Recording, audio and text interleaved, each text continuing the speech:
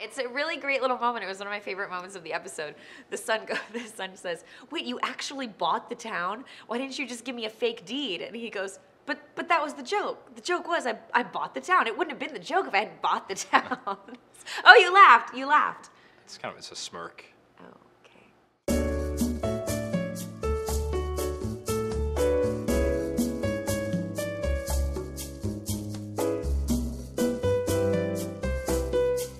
Welcome to Thanks for Watching. I'm Lauren Zima. And I'm Zach Toombs. And today we're going to be doing some trailer talk. We've got Amy Schumer's trailer for her new and first written movie by her, Trainwreck. You dress him like that so nobody else wants to have sex with him? That's cool. Hey! It's a lot to do with drinking, but I want to clarify, this is not an alcoholic beverage. It's just a caffeinated beverage. We just use red Solo cups at our office. A lot of Solo cups here. It's America, a lot of Solo cups. Speaking of America. The Americans will be recapping and talking DIY dentistry. Ooh, and we are also going to get into a new show that, you know, I'm going to say this and you're going to think it should be censored, but it shouldn't. The name of the new show that we watched this week is Schitt's Creek. Do you not know my middle name? Why must you be so constantly irksome? Kicking it off with trailer talk, I think. I think that's a good plan. And maybe we should get into two men with a plan who Zach Toombs probably wants to be. A trailer for the new movie, The Man from U.N.C.L.E. Not very good at this whole subtlety thing, are you? 60s spy thriller. Are there three more beautiful words in the English language? I think not. I mean, when you were watching this trailer, were you reaching for a briefcase and a blazer and ready to go rent a classic car for the day? I mean, it's, again, 60s spy thriller. It's a genre that always produces fun action flicks, and this could be the next one. I think that is what embodied this movie for me. I just had fun watching the trailer. I will say Armie Hammer and Henry Cavill are in it. Now, both have had some level of fame, Henry Cavill especially as Superman, but I still think both not household names. They haven't quite gotten there yet. You know, you get a feeling that they haven't quite peaked. I honestly, even in the beginning of the trailer, I didn't look up the movie before I watched it because I hate doing that because I really like to enjoy a trailer in its purest form. Despite not having a lot of star power, I thought the trailer was super fun and I got excited about it. How can we say it doesn't have star power? I mean, Armie Hammer and Henry Cavill, they're stars, even though they might not be at their, with their peak stardom. They are not the type of person where you're like, I am a Henry Cavill fan and I will see this movie. Henry Cavill flick? Yeah. Yeah, nobody's going to say that. Fair point. Guy Ritchie directed. Guy Ritchie directed, his last two films, the Sherlock Holmes movies. Armie Hammer, an American actor, as the Russian spy, and Henry Cavill as the American spy kind of puzzles me. Why wouldn't you have?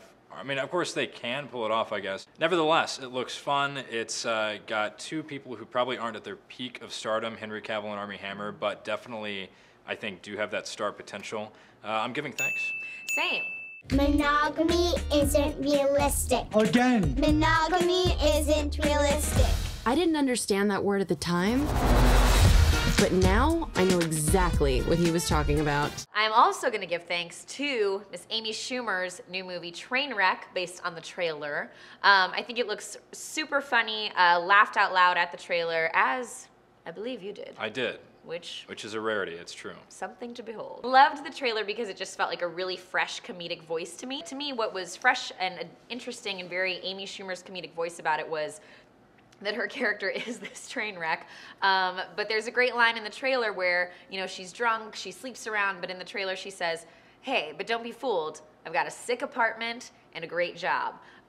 She's a very independent, modern woman who, for a change, kind of messes with guys a little bit, where it's usually the other way around, that the man doesn't care about the women he sleeps with.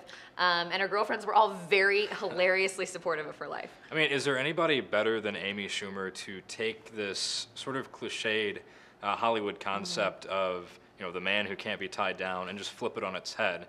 From a woman's perspective. I thought the trailer was genuinely funny. It's got Bill Hader in it, which Bill Hader, Amy Schumer, pretty likable duo right there. And of all people, LeBron James.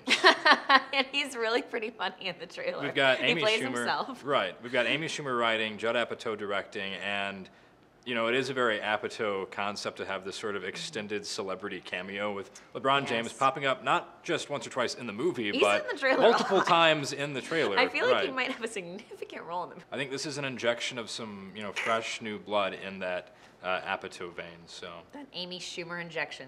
right. It's just a shot of vodka. I'm giving thanks. That's a yes. Same. It's not alcoholic. I remember the good times. There were no good times. You cost us our prime new partner, a new space command center, all gone because cool guy here, Mr. Sexy Pants, Brian Gilchrist, blew the mission.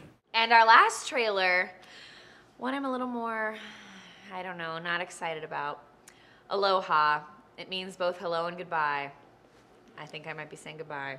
Lauren Zima, our resident Hawaii expert in the office.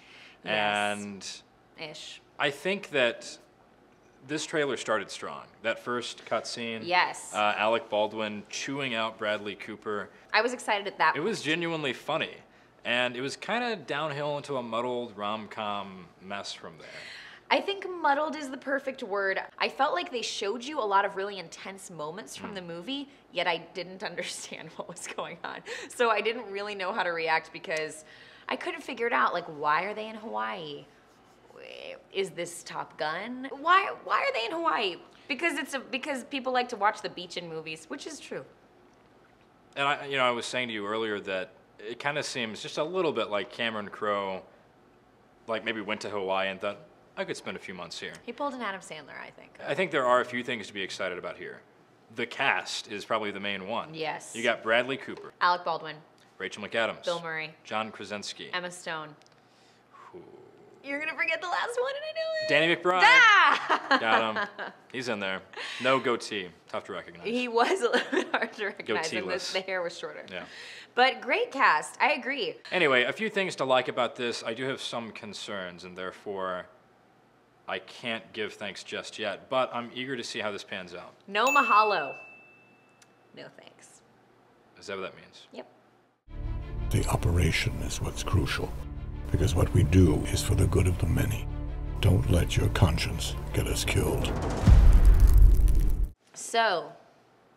The Americans.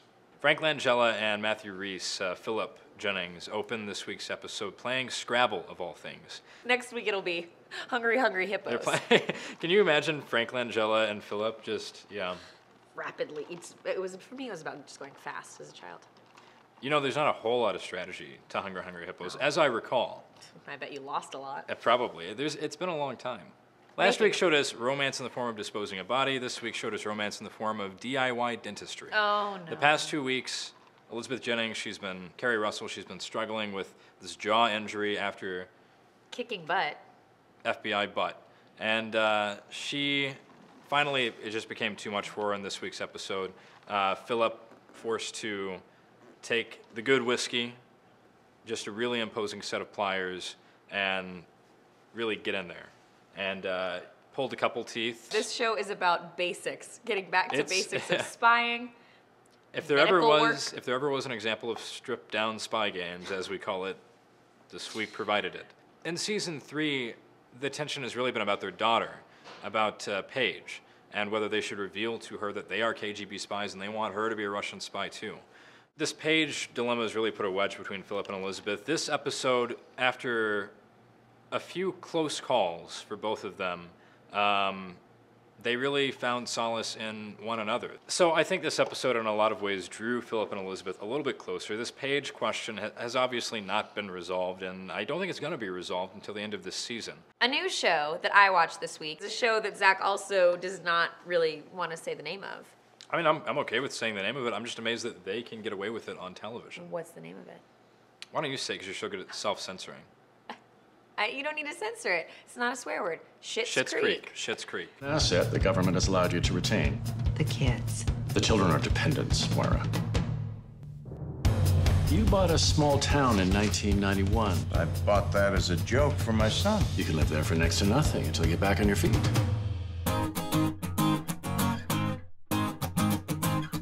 It's Eugene Levy. Levy? Oh, is it Levy? Who knows? Oh, I'm pretty sure it's Levy. Frank Langella. Oh, boy. But he's like, Eugene Levy, that's a big name.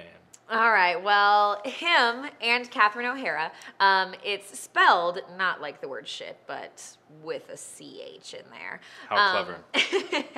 And, you know, these two have done comedy together for years, back to the old days of SCTV, and, of course, all the Christopher Guest movies. This is the first time they have ever been on the small screen together in a scripted show like this, in a series. And actually, his son plays their son on the show, and then you've got a newcomer actress on it as their daughter. So watch the first episode. It's an hour-long comedy, which I will admit you have to give a little bit of commitment to. That's kind of unusual, isn't it? An hour-long It is. comedic program. I mean, even HBO's comedies don't go an hour. Yeah, but that said, there are some great lines, and I think, you know, to fill up an hour with pretty good comedic programming and great characters and only really having 4 characters to work with is impressive. Eugene's son is involved with the show as well, so it's really a family project. And what's the plot here? The plot is that they are a rich family and their money gets taken from them, Bernie Madoff style. A banker they have steals their money or something without them knowing. And so they have to go and live in this town called Schitt's Creek. Now, it's a comedy, so accept it. The reason they live there just go with it. Is because the father, when his son was younger, had bought him the town as a joke. And it's the only asset the government will let them keep, so they go live there and they own this town. So they bought the town? Yeah, it's a really great little moment. It was one of my favorite moments of the episode. The son says, "Wait, you actually bought the town? Why didn't you just give me a fake deed?" And he goes, But that was the joke. The joke was I bought the town. It wouldn't have been the joke if I hadn't bought the town. Oh, you laughed. You laughed. It's a smirk. Oh, okay. It's getting really, really great reviews. I will say that. From Entertainment Weekly to People to most media I've seen have really been on board with it. And of all channels for it to play on, the Pop Network, formerly TV Guide. It's on the TV Guide network. Well, I think it's probably a hard sell to get. While Catherine and Eugene are famous and well known, I think it probably was a hard sell to get an hour-long comedy starring 2 people in their 60s on maybe FX. So make yourself watch this. You'll laugh a few times and then hopefully laugh more and then give many mahalo. Full circle. Full What's the Hawaiian circle. word for full circle? Aloha. All right, everyone. Well, mahalo for watching and aloha to you and yours.